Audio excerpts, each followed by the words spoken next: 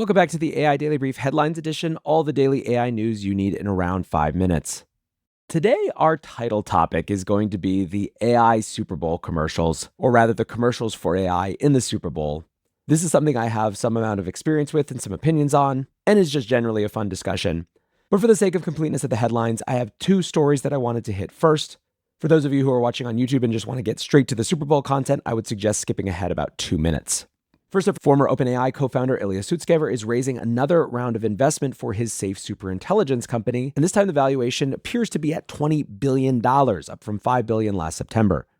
The seed round for safe superintelligence brought in $1 billion from 5 investors, including Sequoia, Andreessen Horowitz, and DST. At that stage, the fundraising was based on little more than Sutskever's reputation as a world-leading AI scientist, and at this point, we still know very little about the company's work. The startup is pre-revenue because they have made clear that they avowedly will not be distracted by business model or revenue or any such things.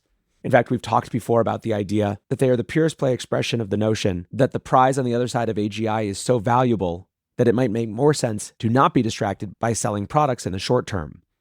Alongside Sutskever, the founding team includes former OpenAI researcher Daniel Levy and former Apple AI projects lead Daniel Gross.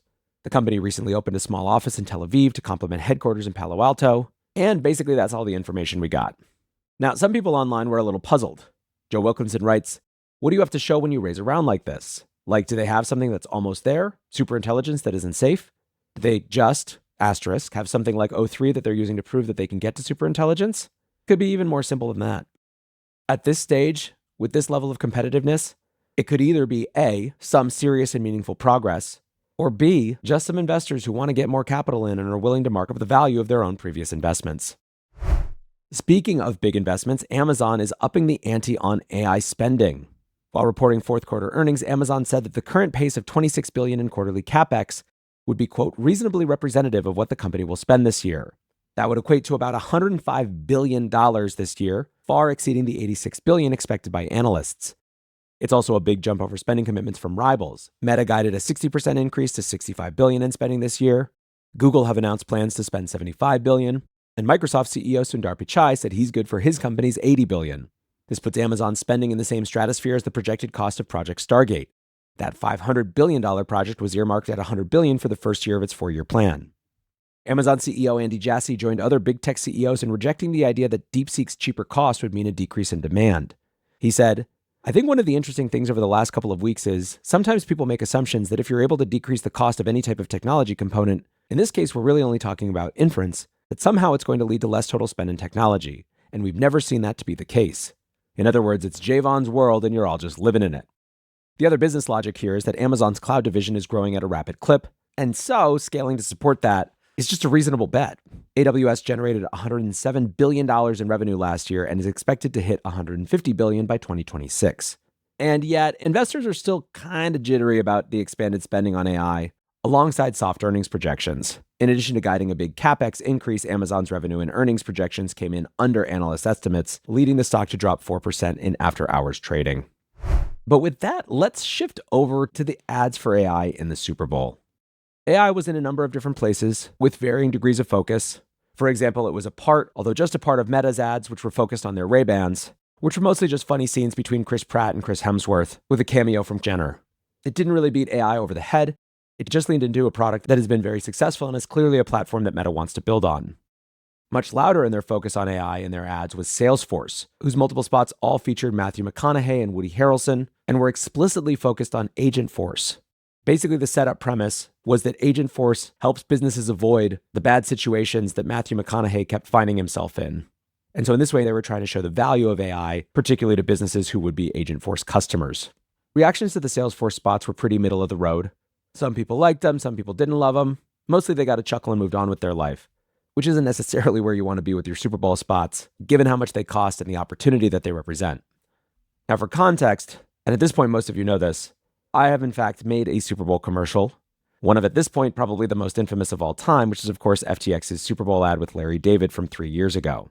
It was actually just placed on Entertainment Weekly's list of the 23 best Super Bowl ads of all time, gratifyingly not only because of the infamy that it lives in now and how accidentally perfect it is that Larry David actually rejects crypto at the end, but because, as they say, quote, It succeeded in tackling the biggest Super Bowl ad challenge of them all, introducing a relatively new idea, which is a much harder sell than shilling toothpaste or hamburgers.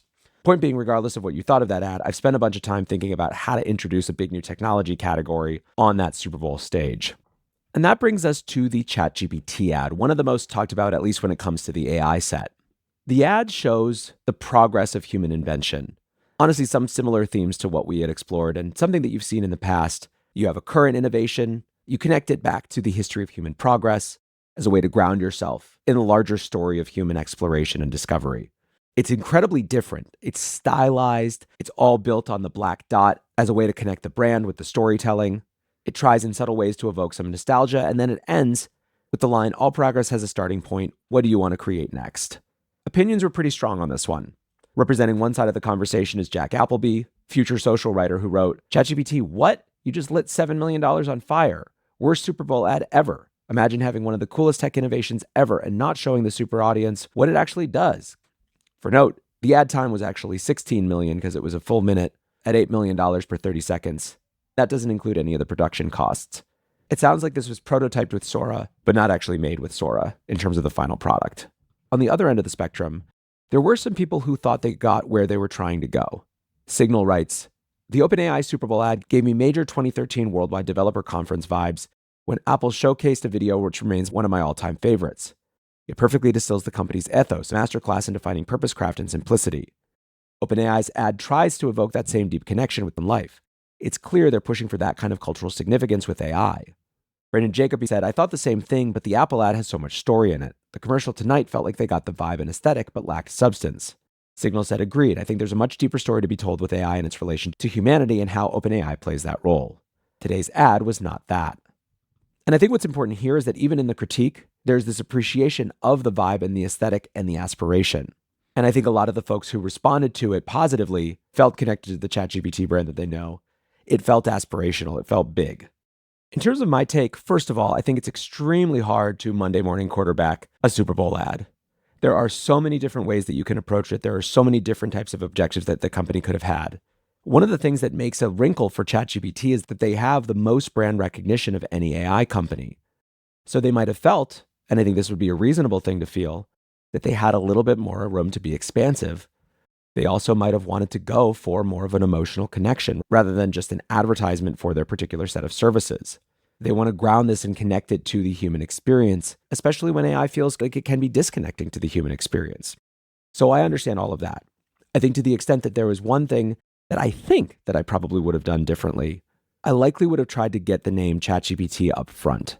I assumed when I started watching it that it must be the ChatGPT ad, but I wasn't positive about that.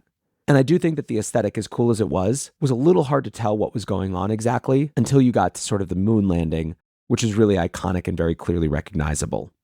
But also that could just be me. I think on net, it was an ad that extended their brand aesthetic, that told the story they wanted to tell, that got good response from many people. And that's a pretty decent place to be with your first entrance into the big game. Lastly, there is one more ad that took a very different approach to telling the story of AI that I have to admit I think was my favorite because I was 100% the target audience. It was an ad that tells the story of a dad who's using Gemini Live to prep for an interview, using his experience being a dad as his reference points for everything that he has to do in that new company. Now, Google is absolutely, for my money, over the last decade, the single best company at doing tearjerker type ads that aren't overly cheesy or overly wrought, that just hit the right note. And this was no exception. If you were one of those people who wanted to see an AI ad that connected with the real human value of it, this might have been a little bit closer. It also didn't beat you over the head with AI. It didn't even really say Gemini, I don't think. It just showed him using it, which I think there might be something positive there too. Overall, a totally decent showing for AI at this Super Bowl. What did you guys think? Let me know in the comments. For now, though, that is going to wrap the headlines. Next up, the main episode.